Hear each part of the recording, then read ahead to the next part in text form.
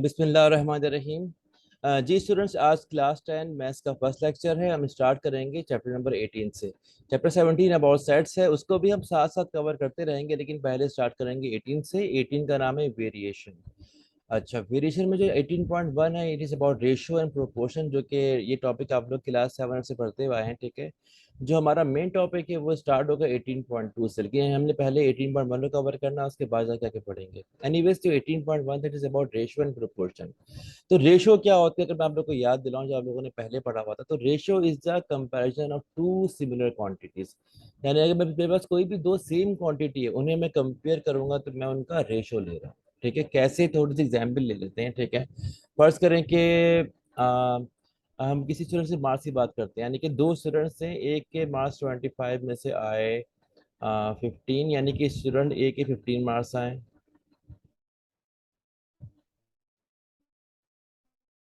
ठीक है, और स्टूडेंट बी के कितने मार्क्स आ गए, 20 मार्क्स आ गए। ठीक है, तो अगर मैं स्टूडेंट्स ए और स्टूडेंट बी के मार्क्स को कंपेयर करूंगा, तो उसका रेशियो क्या रहेगा, A ratio B, ratio of mark A and mark B equal to 15:20। और जब भी मुझे दो क्वांटिटी कंपेयर करनी होगी, तो मैं सिंपली दोनों को डिवाइड कर दूंगा 15/20। ठीक है, अब ये मेरे पास रेशियो की फॉर्म है, और जहां तक ये सॉल्व हो जाएगा, 5×3 = 15, 5×4 = 20, तो 3/4 मेरे पास सिंप्लीफाइड रेशियो है। ठीक है, स्टूडेंट्स ए और बी के मार्क्स का। तो रेशियो के अंदर पहली क्वांटिटी कौन सी होती है और दूसरी क्वांटिटी कौन सी, तो उससे फर्क पड़ता है। ठीक है, बिकॉज बी रेशियो ए का आंसर मुख्तलिफ आएगा। बी रेशियो ए क्या बन जाएगा, 20/15। तो सॉल्व करने पे क्या आ जाएगा, बी रेशियो ए के बन जाएगा 4/3 आ जाएगा। ए रेशियो बी 3/4 आएगा, और बी रेशियो ए 4/3 आ जाएगा। तो simply what is ratio, it is a comparison of two similar quantities. Marks को मार्क्स से कंपेयर करेंगे, टाइम को टाइम से करेंगे, लेंथ को लेंथ से करेंगे, ओवर्स को ओवर से करेंगे, रन्स को रन से करेंगे, कि क्रिकेट मैच चल रहा है। ठीक है, फिर से क्रिकेट मैच चल रहा है। ठीक है, तो टीम ए ने 3 ओवर्स के अंदर, यानी कि आफ्टर 3 ओवर्स अगर मैं कंपेयर करता हूँ, टीम ए के रन है कितने, 30, यानी कि 10 के रेट से खेल लेते हैं। और टीम बी, यानी कि अगली टीम ने बैटिंग स्टार्ट की, तो उन्होंने 3 ओवर में रन बनाए 20। ठीक है, तो अगर मैं इनके रन्स को कंपेयर करूं आफ्टर 3 ओवर्स, तो आंसर क्या आ जाएगा, 330/20, तो कितना बन जाएगा, 3/2। ठीक है, तो हमेशा जब भी हम कंपैरिजन करेंगे, तो हम सिमिलर क्वांटिटी के बीच में करेंगे। ठीक है, they can be physical quantity, और कोई और क्वांटिटी भी हो सकती है। राइट, अब हम जरा आगे बढ़ते हैं towards the question given in the book. इसको हम न्यू फाइल ले लेते हैं। ठीक है जी, question number 1, find the ratio of the following. Part 1 क्या है, 70 kg एंड 28 kg। अब फर्स्ट करें, ये कोई भी बॉक्सेस हैं, एक बॉक्स 70 kg का है और एक बॉक्स 28 kg का है, तो इन दोनों बॉक्स का रेशियो निकालना है। कैसे निकालेंगे, बहुत सिंपल है। क्वेश्चन 1 का पार्ट 1, ठीक है, 70 kg रेशो 28 kg। ठीक है, इट इज इक्वल टू 70/28।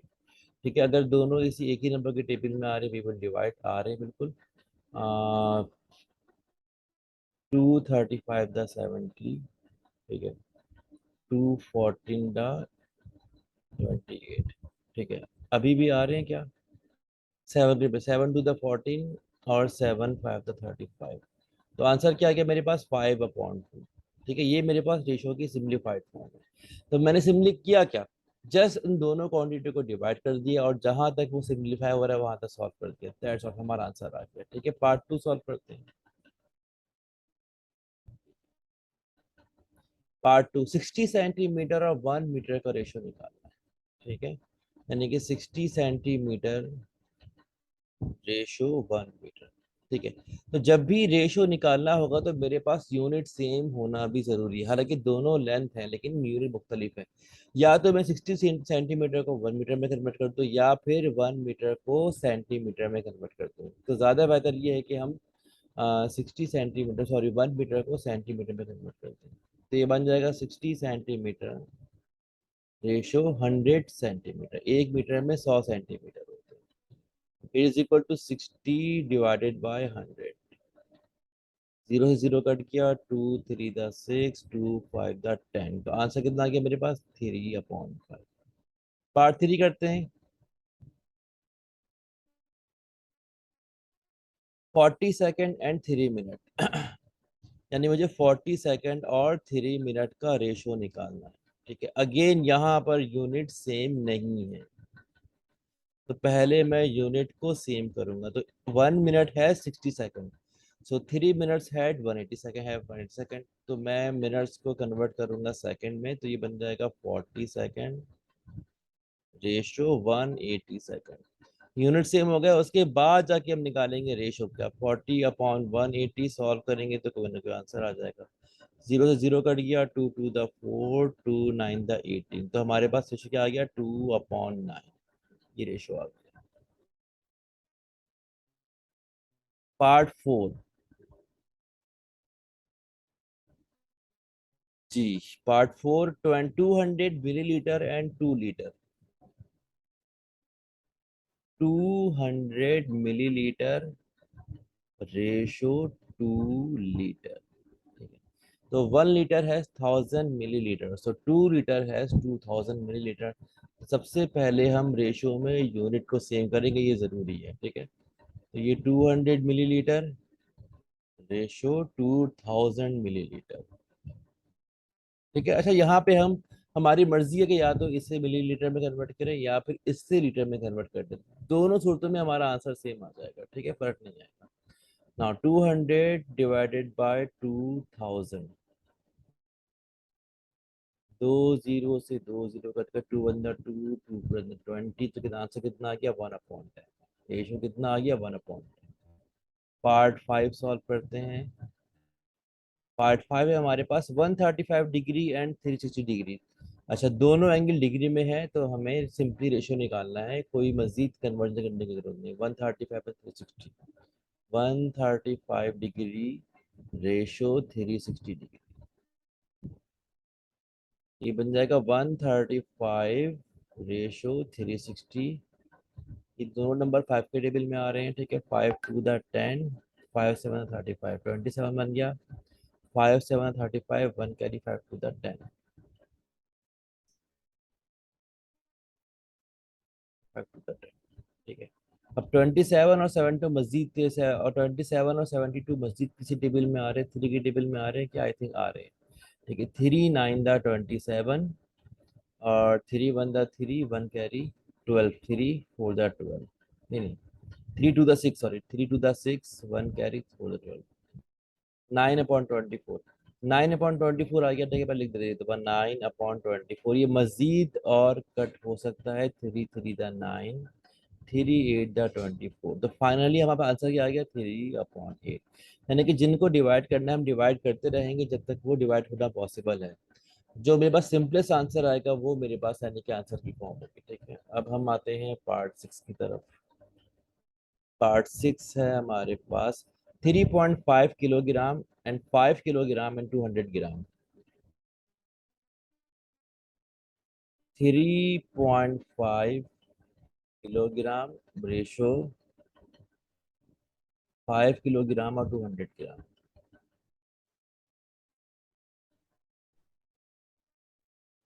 अच्छा, रेशो के लिए यूनिट्स का सेम होना जरूरी है। ठीक है, अब यहाँ पे हमने क्या करना है, ये लिखा हुआ है 5 kg एंड 200 ग्राम मोर।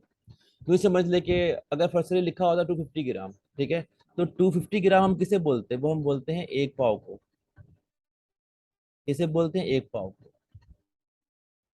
ठीक है, यानी कि आपने 5 किलो आलू लिए, ठीक है, बाद में एक पाव आलू और ले लिया। ठीक है, तो वो टोटल कितना क्वांटिटी हुआ। तो अगर मैं इसे ग्राम में निकाला तो 5 किलोग्राम बराबर होगा 5000 ग्राम के। उसमें 250 ग्राम और ऐड कर देंगे, तो ये बन जाएगा 5000 + 250, यानी कि 5 kg equal to 5000 gram and +250 gram more, तो ये बन जाएगा 5250 ग्राम। 5250 ग्राम, यानी कि ये मैंने इस बॉयली को मुकम्मल तौर पे ग्राम में कन्वर्ट कर दिया। ठीक है, और 3.5 kg बन जाएगा 3500 ग्राम। लेकिन यहाँ पर 200 ग्राम है। ठीक है, तो 5 kg एंड 200 ग्राम, इससे पहले मैं यहाँ पे कन्वर्ट कर लेते हैं। ठीक है, 5 kg एंड 200 ग्राम। ठीक है, 5 kg जैसे जब मैं ग्राम में कन्वर्ट करूंगा तो ये बन जाएगा 5000 kg, और प्लस मैं ऐड कर दूंगा इसके अंदर 200 ग्राम। तो ये बन जाएगा टोटल 5200 ग्राम। तो मैंने पूरी वैल्यू को ग्राम में कन्वर्ट कर दिया। एग्जाम्पल और देता हूँ कि फर्ज करें कि किसी काम में करते करते आपको 3 मिनट्स और 30 सेकंड लगे, ठीक है। कितना टाइम लगा? 3 मिनट्स एंड 30 सेकंड। तो 30 सेकंड को हम बोलते हैं हाफ मिनट, ठीक है। यानी कि तकरीबन 3.5 मिनट लग गए, यानी कि 3.5 मिनट। या फिर अगर सेकंड में निकालना हो तो 3 मिनट्स इक्वल टू 180 सेकंड, ठीक है, 180 सेकंड। इसमें हम प्लस कर देंगे 30 सेकंड, ये बन जाएगा टोटल 210 सेकंड। यानी मुझे उस काम को परफॉर्म करने में टोटल 210 सेकंड लगे। और अगर इसे निकालना हो मिनट के अंदर, डिवाइड कर देंगे 60 से, तो आंसर आ जाएगा मिनट के अंदर। तो यहाँ पे लिखा हुआ है 5 किलोग्राम एंड 200 ग्राम। तो 5 kilogram equal to 5000 gram plus 200, बन जाएगा 5200 ग्राम। और 3.5 kg का जब कन्वर्ट करना होगा ग्राम के अंदर, तो 3.5 मल्टीप्लाई बाय 1000, ये बन जाएगा 3500 ग्राम। तो जिन जिन दो क्वांटिटी का रेशियो निकालना होगा, दोनों को हमने सेम यूनिट में कन्वर्ट करना है, ठीक है। हम एक काम ये भी कर सकते हैं कि इस 200 ग्राम को किलोग्राम में कन्वर्ट कर दें, तो ये बन जाएगा 0.2 किलोग्राम। तो ये बन जाएगा 5.2 किलोग्राम। हम ऐसे भी सॉल्व कर सकते हैं, मैं दोनों तरीकों से सॉल्व करके दिखाता हूँ, ठीक है। अच्छा, जो अभी की वर्किंग इसको रिमूव कर देते हैं, ये वर्किंग जो हमारी है ना, ठीक है। अच्छा, अब हमारे पास ये जो 3.5 किलोग्राम था, ये बन जाएगा 35 ब्लैक पेन दे देते हैं, ये बन जाएगा 3500 ग्राम रेशो। अब ये बन जाएगा 5200 ग्राम। यानी कि ये दोनों क्वांटिटी ग्राम में आ गई, ठीक है। It is equal to 3500 divided by 5200। ये दो जीरो कट गए, 35/52। सेम टेबल में आ रहे हैं क्या? मेरे ख्याल में नहीं आ रहे हैं, ठीक है। तो हमारे पास आंसर क्या आ गया? यही आंसर आ गया, 35/52। अच्छा, सेम क्वेश्चन को मैं एक और तरीके से सॉल्व कर रहा हूँ, तरीका वही है। अब मैं कन्वर्जन किलोग्राम में ही कर रहा हूँ। 3.5 kg केजी में ही है, ठीक है। अब ये है 5 kg एंड 200 ग्राम। तो 200 ग्राम जो होता है ना, ये बराबर होता है, ठीक है। यहाँ पे सॉल्व करते हैं, 200 ग्राम डिवाइडेड बाय 2000, तो ये बन जाता है 0.2 किलोग्राम, ठीक है। तो ये बन जाएगा 5 किलोग्राम प्लस 0.2 किलोग्राम, तो ये कितना बन जाएगा? 5.2 किलोग्राम। अब मैं इन दोनों क्वांटिटी को किलोग्राम में कन्वर्ट कर रहा हूँ, यानी कि ये quantity 3.5 kilogram ratio 5 kg and 200 ग्राम, ये बनता है 5.2 किलोग्राम, ठीक है। तो या तो दोनों ग्राम में हो या दोनों किलोग्राम में हो, ठीक है। लेट्स सी अब क्या आंसर आता है, ठीक है। अब मैंने 3.5 को डिवाइड कर दिया 5.2 से, ठीक है। अच्छा, जब भी हम डेसिमल को डिवाइड करेंगे, तो यानी कि डेसिमल के नीचे डेसिमल प्लेस करेंगे, तो डेसिमल साइन रिमूव हो जाएगा। तो आंसर वही आना है, क्या आना है? 35/52। अब ये आंसर आंसर मजीद सिंप्लीफाई नहीं हो रहा, ठीक है। अब जो हमारे पास पिछले क्वेश्चन थे, यहाँ भी या तो हम दोनों क्वांटिटी को लीटर में ले लें या दोनों को ml में ले लें, ठीक है।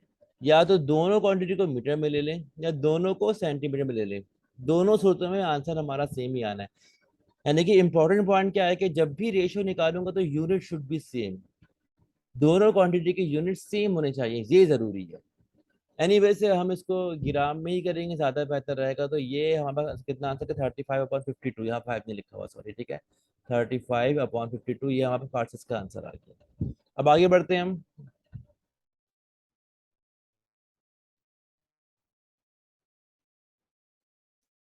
अच्छा, ठीक है, यही तक था। Question number 2, in a factory there are 120 workers in which 45 are women and remaining are men. Find the ratio of men to women, women to man, women to total worker and man to total worker. तो पहले हम ये निकालते हैं कि कितने total worker हैं, कितने मैन हैं, कितने वुमेन हैं। बाद में इन चारों पार्ट को इजीली सॉल्व कर सकते हैं। तो टोटल वर्कर 120 है। क्वेश्चन नंबर 2,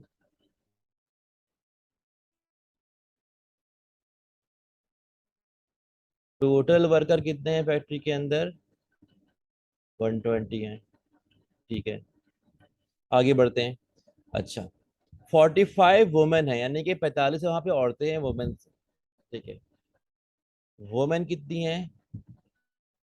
45 है। तो मैन कितने होंगे? हम 120 में से 45 को सब्ट्रैक्ट कर देंगे तो वो फैक्ट्री के अंदर मर्दों की तादाद होगी। ठीक है, यानी कि 120 -45। आंसर क्या आ जाएगा? मैन का 75 आ जाएगा। ठीक है, यानी कि फैक्ट्री में 120 टोटल वर्कर है, 45 वुमेन है और 75 मैन है, यानी कि सारी जो पीपल्स हैं। ठीक है, अब हमने निकालना है ratio. Part one, man to women का। ठीक है, यानी कि मैन रेशियो वुमेन। मैन कितने हैं वहां पर? 75 है।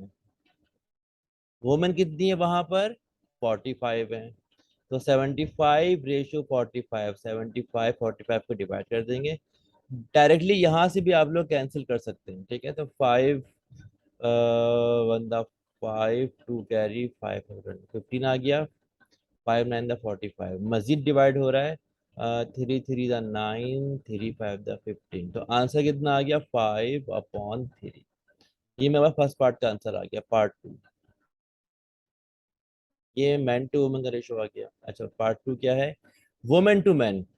ठीक है, यानी कि वुमेन पहले है और मैन बाद में। रेशो के अंदर फर्स्ट क्वांटिटी कौन सी है और सेकंड क्वांटिटी कौन सी, इससे फर्क पड़ता है। यानी कि वही रेशो मैंने इनवर्स ले लिया, यानी कि वुमेन टू मैन का रेशो। ठीक है, अब वुमेन की काउंटिंग पहले आएगी। We have 45 women and we have 75 man. ठीक है, तो ये हम डिवाइड कर देंगे 45 को 75 से। तो इस दफा आंसर कितना आ जाएगा? 3/5।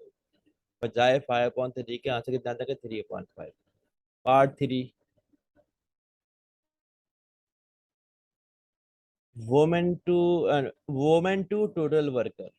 ठीक है, यानी कि वोमेन रेशो टोटल वर्कर।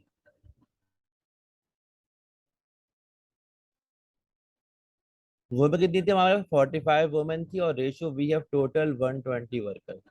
तो 45 को हम डिवाइड कर देंगे 120 से। ठीक है, 5 9 the 45, 5 2 the 10, 5 4 the 20।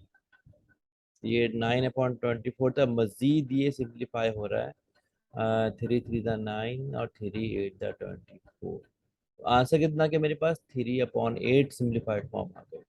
Now part four. Part four है मेरे पास मैन टू टोटल वर्कर्स, यानी कि मुझे रेशियो निकालना है number of man in the factory and number of total worker. तो we have 75 man and we have 120 total worker. तो मैं 75 को डिवाइड कर दूंगा 120 से। सॉल्व करूंगा तो आंसर आ जाएगा। ठीक है, 5 1 द 5 टू कैरी 5 5 द 25, 15 आ गया। अच्छा, 5 2 the 10 to carry 5 4 the 20, 15/24।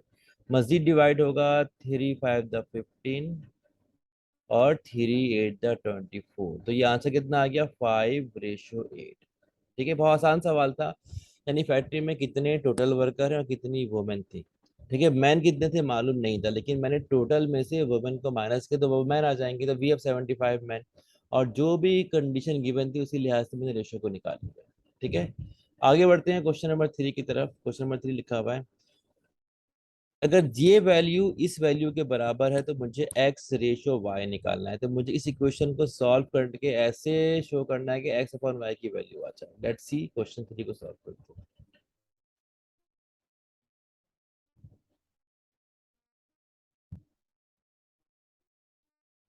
Question number 3 में क्या गिवन है? 5 × 4x - 2y। 5 × 4x - 2y किसके बराबर है? 3x - 4y के बराबर है। 3x - 4y के बराबर है। और मुझे क्या करना है? मुझे एक्स रेशो वाई निकालना है। ठीक है, सॉल्व करते हैं। खुद ब खुद निकल आएगा। 5 4 द 20, 20x - 5 2 द 10, ये 10y equal to 3x - 4y। ठीक है, हम एक काम करते हैं, सारे एक्स वाले जमा करते हैं लेफ्ट हैंड साइड में और सारे वाई वाले राइट साइड के अंदर। तो ये बन जाएगा 20x, 3x अंदर आके बन जाएगा -3x। यहाँ पर क्या लिखा हुआ था, -4y, और -10y वहां जाके बन जाएगा +10y, +10y, और पहले से लिखा हुआ था -4y। ठीक है, 20x - 3x कितना बन जाएगा, 17x। ठीक है, 17x equal to 10y - 4y 6y। ठीक है, अब इस y को यहाँ पे डिवाइड कर देंगे x से, और 17 को डिवाइड कर देंगे 6 से। तो यहाँ पर x लिखा हुआ था, 17 भी लिखा हुआ था, 17 वहां पे चला जाएगा, x upon y equal to ये बन जाएगा 6/17। अब ये मेरे पास x अपॉन वाई की वैल्यू आ गई है 6/17, या फिर आई कैन से कि x रेशो वाई कितना आ गया है, 6/17, और ये मजीद सॉल्व नहीं हो रहा, तो यही मेरे पास आंसर आ गया x रेशो।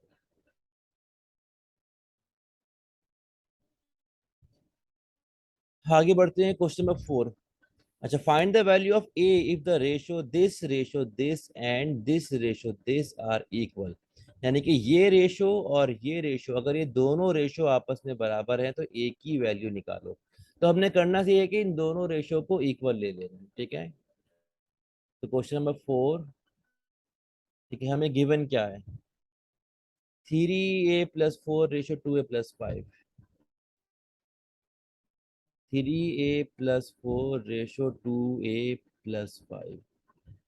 ठीक है, ये इक्वल है, बराबर है किसके, 4/3 के। 4/3 के, तो इसको हम डिवीजन की फॉर्म में लिख देते हैं, यानी कि 3a+4/2a+5, यानी कि ये दोनों क्वांटिटी का रेशियो बराबर है 4/3 के। जस्ट सॉल्व करेंगे, एक आंसर आ जाएगा। We will go for cross multiplication, 3 × 3a+4 equal to 4 × 2a+5। ये बन जाएगा 3 × 3 = 9, 9a +3 × 4 = 12 इक्वल टू 4 × 2 = 8a +20। ठीक है, 9a बड़ा है, 8a छोटा, तो बड़ा बोलेगा छोटे मेरे पास आ जाओ, तो 9a - 8a equal to, because हमें जिसकी भी वैल्यू निकालनी होती है शुड बी पॉजिटिव। तो यहाँ पे क्या आ जाएगा, 20 - 12, तो 9a - a सिंपली a बच गया, तो 20 - 12 क्या बच गया, 8 बच गया, तो ये a की वैल्यू कितनी आ गई, 8 आ गई। तो मैंने इन दोनों रेशो को इक्वल लेके सॉल्व किया, तो a की वैल्यू आ गई। इजी क्वेश्चन है। Question 5। What number must be added to each term of the ratio 5/27 to make it equal to 1/3? इसे सॉल्व करते हैं। क्वेश्चन 5 को यहाँ पर भी सॉल्व कर सकते हैं जगह तो।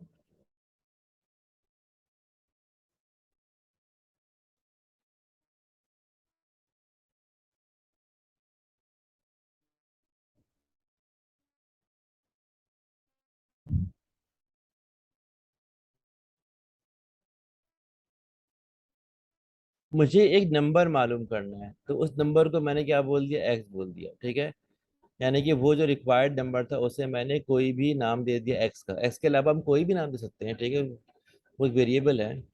सवाल क्या लिखा हुआ है, 5/27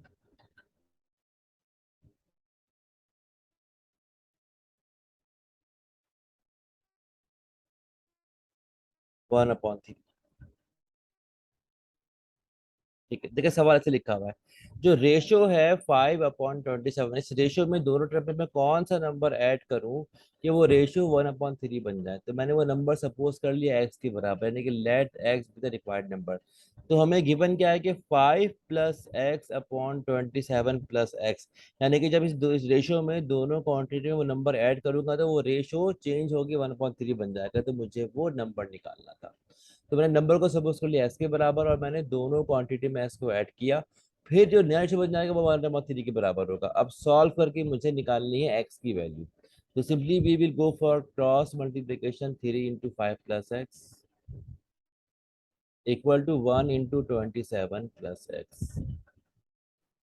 तो 3×5 = 20 +3x इक्वल टू 27 + x। ठीक है, 3x बड़ा है, x छोटा है, तो 3x के पास ये x आके बन जाएगा -का x इक्वल टू 27, 20 वहां जाके बन जाएगा -का 20।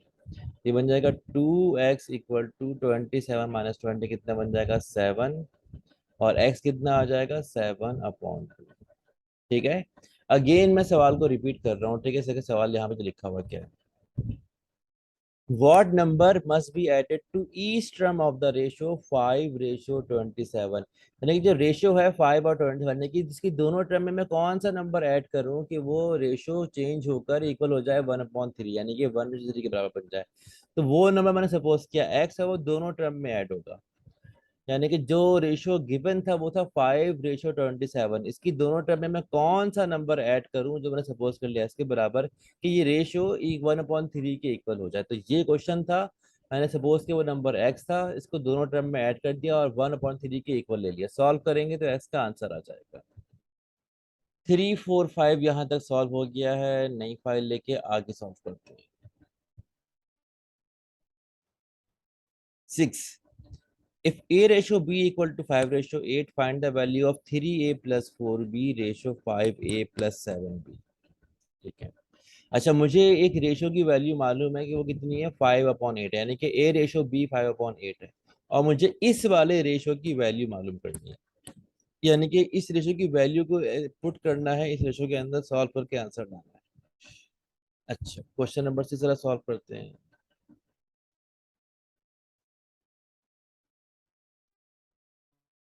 a/b जो है ना वो 5/8 के बराबर है, ये गिवन है। ठीक है, ये मुझे मालूम है। ठीक है। अब मुझे क्या मालूम करना है, 3a + 4b ratio 5a + 7b।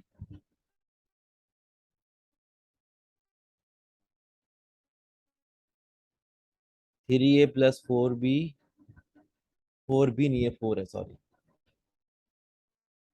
3a + 4 ratio क्या लिखा हुआ है यहाँ पर, 5a + 7b। 3a + 4, अच्छा 4b तो था, पहले यहाँ पे देख रहा हूँ। ठीक है, 3a + 4b और 5a + 7b।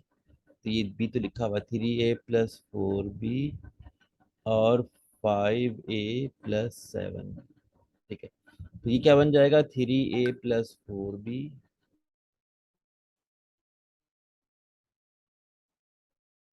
Upon 5a + 7b। ठीक है। अच्छा, मुझे a/b की वैल्यू मालूम है, और मुझे 3a + 4b upon 5a + 7b की वैल्यू को मालूम करना है। ठीक है। तरीके बहुत सारे, या तो मैं a की value in term of b निकालूं और यहाँ पुट कर दूं, लेकिन मैं एक आप लोग को आसान तरीका बताता हूँ। ठीक है, मतलब आसान तो नहीं है, थोड़ा सा लॉजिकल है, लेकिन जल्दी सॉल्व हो जाएगा। ठीक है। अब यहाँ पे मैं दोनों टर्म को अगर a से डिवाइड कर दूंगा, सॉरी b से डिवाइड कर दूंगा, तो मेरा काम बन जाएगा। यानी कि इसको भी और इसको भी, यानी कि फर्स्ट करें मेरे पास कोई फ्रैक्शन था, लिखा हुआ था x/y। ठीक है। अब अगर मैंने x में भी a को डिवाइड कर दिया और y में भी a को डिवाइड कर दिया, अब भी ये x/y के बराबर ही है, कि कोई फर्क नहीं पड़ा। यानी कि इक्वेशन अभी भी बैलेंस है, यानी कि वो आपस में कैंसिल हो रही है।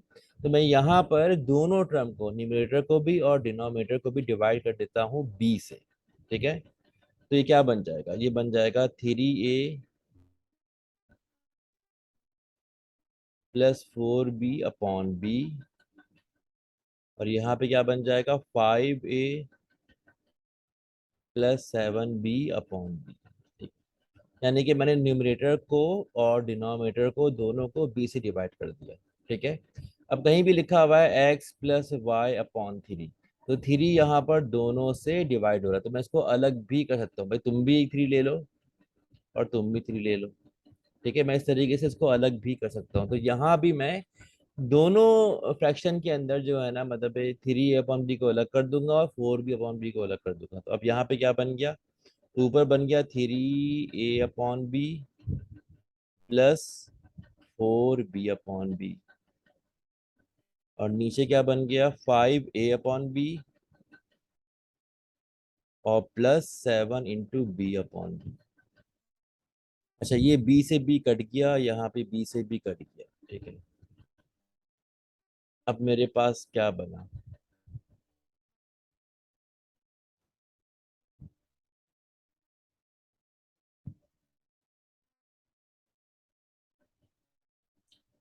लेफ्ट साइड में क्या लिखा हुआ है, 3a+4b ratio 5a+b it is equal to, अब ये बन गया 3 × a/b और plus of 4, b upon d कितना कट के 1 आ गया।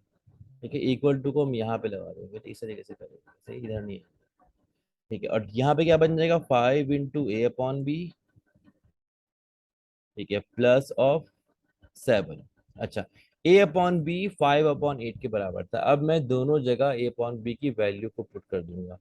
ये बन जाएगा 3 × 5/8 प्लस ऑफ 4, ठीक है, divided by 5 × 5/8 plus of 4।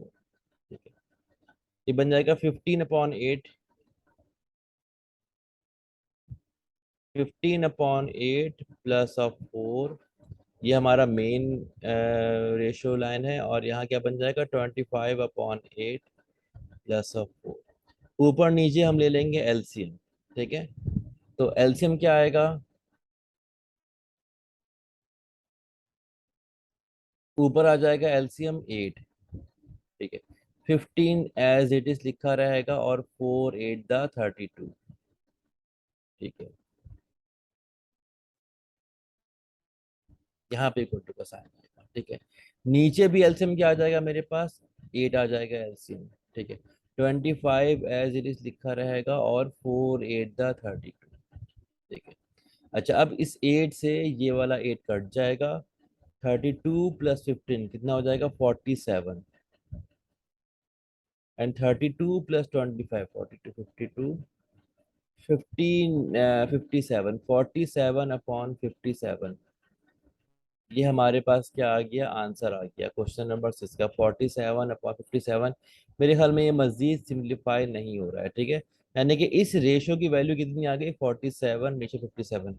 So we can say 3a+4b ratio 5a+7b it is equal to 47/57।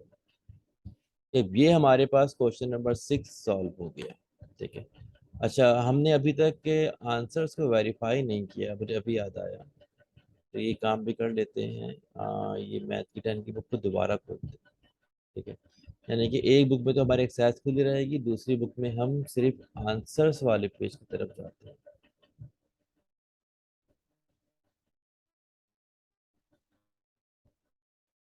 अच्छा, ये प्रॉब्लम होती है अक्सर। ठीक है, अच्छा, मैं कहा लेक्चर को हम अभी यहाँ पे एंड कर देते हैं। मैं अगले लेक्चर के अंदर बाकी रिमेनिंग क्वेश्चन सॉल्व कराऊंगा, और इंशाल्लाह 18.3 भी स्टार्ट कर देंगे। ठीक है, तब तक ये है कि आंसर से आप लोग खुद वेरीफाई कर लें, मेरे ख्याल में आंसर में कोई प्रॉब्लम नहीं होगी। ठीक है, तो wait for the next. Okay, अल्लाह हाफिज़।